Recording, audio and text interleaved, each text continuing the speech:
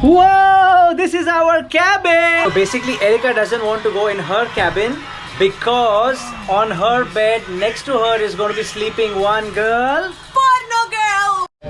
Come on. And सिर्फ एक ship से दूसरी जगह पे ट्रांसफ़र हुआ, वो भी शॉर्ट नोटिस पे। थोड़ा सा इनकन्वीनियंस तो है। और भाई साहब आ गए हम दूसरे शिप पे ट्रांसफ़र होने के लिए। रात के 2 बजे सारा लाइन निकल गया, हम लास्ट है लास्ट।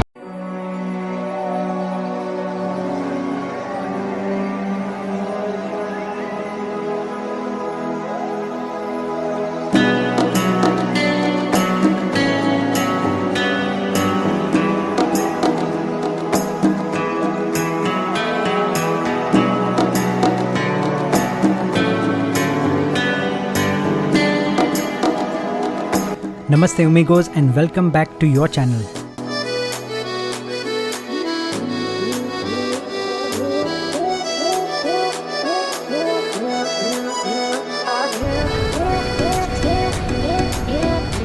सुबह के 6 बज रहे हैं, बहुत ही टायरिंग डे था। हम करीब लाइन की वजह से मेरा पैकिंग ही 12 बजे तक ख़त्म हो गया था, लेकिन 2 बजे हम लोग ने यहाँ शिप में अंदर आए, थोड़ा कुछ खाया, थोड़ा दोस्तों को मिले, कुछ पुराने चेहरे मिले, आपने देखा, थोड़ी हंसी मजाक की और सुबह के 6 बज गए। ओपा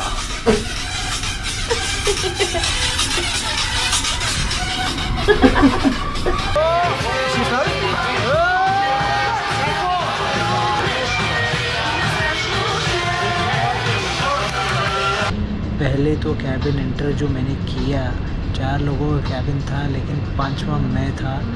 एंड मैं वापस चला गया रिसेप्शन में कैबिन चेंज करने के लिए, क्योंकि 5 लोग तो रह नहीं सकते, 4 का ही कैबिन है। और बहुत ही सफोकेटिंग था, क्योंकि एयर कंडीशनिंग थोड़ा कम ही था, ऐसा नहीं कि नहीं था। मैं गया रिसेप्शन पे, उन्होंने मुझे दूसरा कैबिन दिया, डेक 9 पे, थोड़ा हायर है। पहले हमने एंटर किया कैबिन, तो this is our cabin. Basically Erica doesn't want to go in her cabin because on her bed next to her is going to be sleeping one girl. Porno girl. Really naked when you went in. Completely naked. 4 जन एक cabin में हम लोग।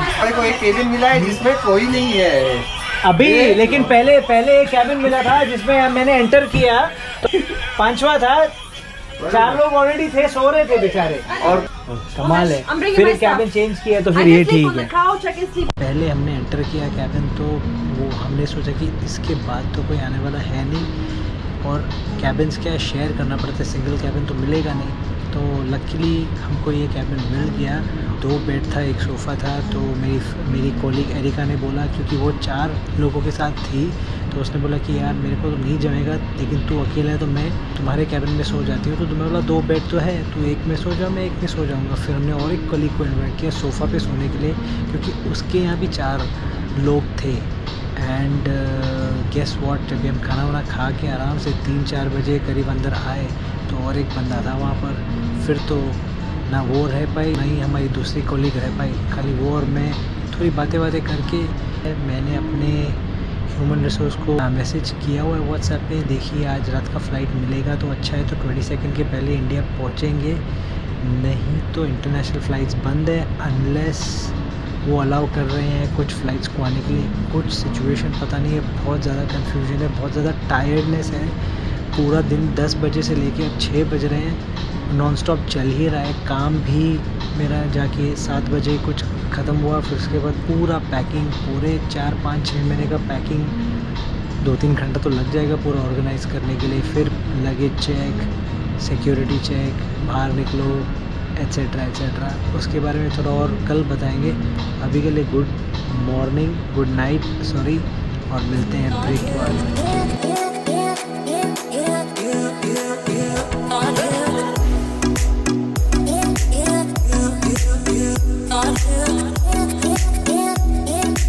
चलो भैया, अभी तो luggage हमने अपना पिकअप कर लिया। लगेज का सीन मैं ऐसे बताता हूँ आपको कि जब हमने दूसरा शिप छोड़ा तभी सिक्योरिटी सारा लगेज चेक करता है। एक तो आपका हैंड लगेज होता है और एक तो आपके बड़े बैग्स होते हैं। जैसे एयरपोर्ट पे बड़े बैग्स को टैग करते हैं, वो लोग चेक करते हैं और भेज देते हैं। वैसे ही छोटे शिप पे मेरे 2 बड़े बैग्स को उन्होंने सील कर दिया चेक करने के बाद कि कुछ अगर आप गलत तो नहीं लेके जा रहे हो। ब्राज़ील के पोर्टर्स थे, वो बाहर लेके गए लगेज, उन्होंने एक बस में डाला और दूसरी शिप पे लेके गए एंड दे ट्रांसपोर्टेड इट। जो मेरा छोटा हैंड लगेज है वो मैं खुद लेके गया, राइट, जैसे एयरपोर्ट पे होता है। जब भी पैसेंजर्स होते हैं वो बाहर अपना लगेज चेक इन करते हैं और उनके कैबिन के बाहर वो लगेज पहुंच जाता है। लेकिन क्रू के केस में जब भी हम अपना लगेज दूसरे शिप पे लेके जाते हैं, सो व्हेन वी एंटर, जो सिक्योरिटी है वो हमारा लगेज साइड में रख देता है। बाद में जब उनको टाइम होता है तो हमको 3-4 घंटे के बाद जाना पड़ता है। समझो अगर मैं 10-11 बजे शिप मैंने ज्वाइन की और 4-5 बजे जब शिप सेल होने के बाद उनके पास टाइम होता है क्योंकि उनकी भी ड्यूटीज़ होती हैं, then we go there and हमारा लगेज चेक होता है उनके सामने और फिर हम लेके जा सकते हैं। तब तक कुछ अगर हमको इम्पोर्टेंट चाहिए तो we should keep it in the hand luggage, ठीक है। अब सीन ऐसा हो गया कि कल रात को हम लोग लेट आए। 5 बजे तो इन्फॉर्मेशन आई कि सबको जाना है बड़े शिप पे। मेरे को आते आते 2 बज गए, तो मैं one of the last few people था। So when I came into the ship they did not give the luggage to anybody. किसको इन्होंने लगेज दिया नहीं, सारा सिक्योरिटी ने रखा हुआ था। अब रात को किसको कुछ चाहिए, कुछ टॉयलेटरी चाहिए, कुछ कपड़े चाहिए चेंज करने के लिए, तो दे कुडंट गेट इट। अगले मॉर्निंग यानी आज सुबह को अनाउंसमेंट हुआ कि 11 बजे we can go and pick up our luggage at 11 o'clock।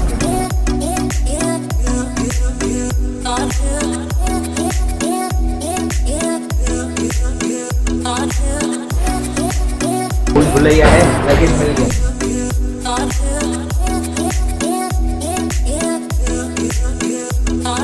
अब बजे नाउ इट्स अबाउट 12:30 बजे, ठीक है। अभी रात को लगेज मिल जाता तो बहुत ही अच्छा होता था, लेकिन अगले मॉर्निंग तक रुकना, यानी आपको सेम कपड़े में सोना है। टॉयलेटरी वगैरह तो you could have carried, but ये पता नहीं था किसको। तो फिर भी थोड़ा जो सिक्योरिटी स्टाफ था थोड़ा सा कंसिडरेट था। अगर आपको कुछ लेना था they would take you over there, आप अपना बैग ढूंढ के ले सकते थे, लेकिन बैग्स आपको सुबह को ही मिलेंगे, ठीक है। रात को मैंने अपना थोड़ा 1-2 टी-शर्ट शॉर्ट्स वगैरह निकाल लिया, थोड़ा टॉयलेटरी निकाल दिया जो अपने को सुबह को लगने वाला है या रात को लगने वाला है, toothbrush, toothpaste etcetera etcetera, and that's how we manage.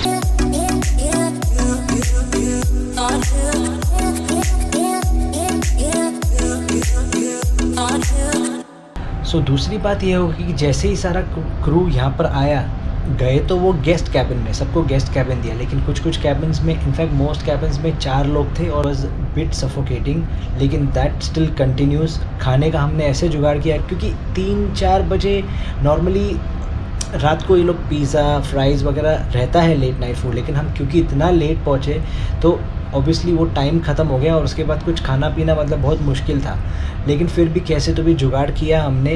We got some bread, butter and sugar, उसके साथ सम टी, तो सॉर्ट आउट हो गया।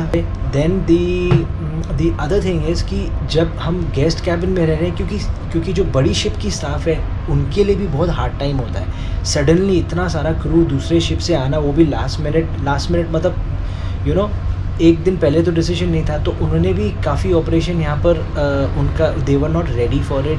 उनका जो काफ़ी सारे क्वेश्चन मार्क्स थे कि कौन किधर कौन से कैबिन में रहेगा। ऐसे भी हुआ कि 4 लोग कैबिन में हैं लेकिन 2 लड़कियाँ 2 लड़के हैं। This is not done. तो काफ़ी ऐसे मिस्टेक्स हुए, फिर हमको रिसेप्शन पे जाना पड़ा, they would change the cabin, लेकिन काफ़ी सारा क्रू दे ऑल्सो एडजस्टेड क्योंकि इतना लेट हो गया, 10 बज गए 11 बज गए, they have to come and sleep. तो आके वो लोग ने अपना लगेज भी नहीं मिला उनको, आके ऐसे ही बेचारे सो गए, खाना पीना जो मिल गया वो टाइम पे उन्होंने खाया और फिर सो गए, you know. So bit complicated situation था कल रात को, केओस भी था और कन्फ्यूजन भी था।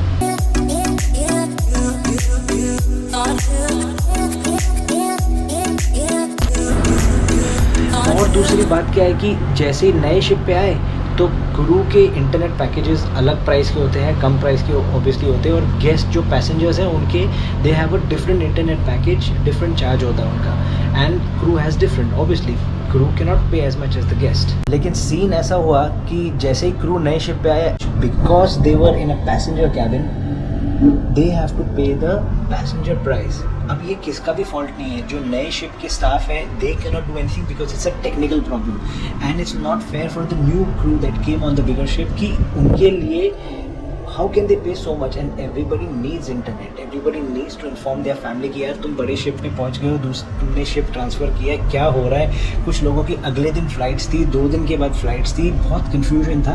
लेकिन I can not blame anybody here, nor the company nor the staff of the big ship, which was more than accommodating. I can try to think of it from their point of view. बहुत ही difficult है ये situation. Morning में things became a little bit more normal. अभी captain ने announce किया कि company ने decision लिया है कि जिस दिन तक पैसेंजर्स थे ऑन बोर्ड, 2 दिन पहले 3 दिन पहले, वहाँ तक आपको फुल सैलरी मिलेगी और उसके बाद भी आपको सैलरी मिलेगी सिर्फ सर्विस चार्ज कट करके. तो ये कंपनी का मेरे ख्याल से right now it looks like it's a good decision that they are going to pay the salary till the guest were there. And even beyond that, when you don't have guests in this kind of a situation, without the service charge they will also pay the salary. The second good news is they've decided to give social package free to everybody, which means that everybody now can get free internet, they can access social media, they WhatsApp their family and friends. तो ये situation अभी थोड़ा better हो गया है. पूरी दुनिया right now, many cities, many countries are in lockdown. So it's a very difficult situation for any company, and cruise companies and travel companies have been hit very hard, including airlines. तो ये किसका fault नहीं है, ये अब ऐसा situation है कि everybody has to adjust. Right now I would say we are very happy in this cabin. Balcony है, beautiful view है, 2 लोग ही हम रह रहे हैं as compared to 4 people. So things can be worst. मेरे लिए it turned out to be a little bit more positive, लेकिन we have to look for the positive in all this scenario, and I think that's the only way to be.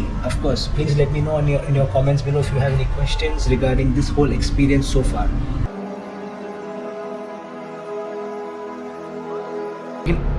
जैसे ही हम थोड़ा सा खुश होते थे, वापस कुछ प्रॉब्लम आता था, फिर वो सॉल्व होता था, वापस प्रॉब्लम आता था.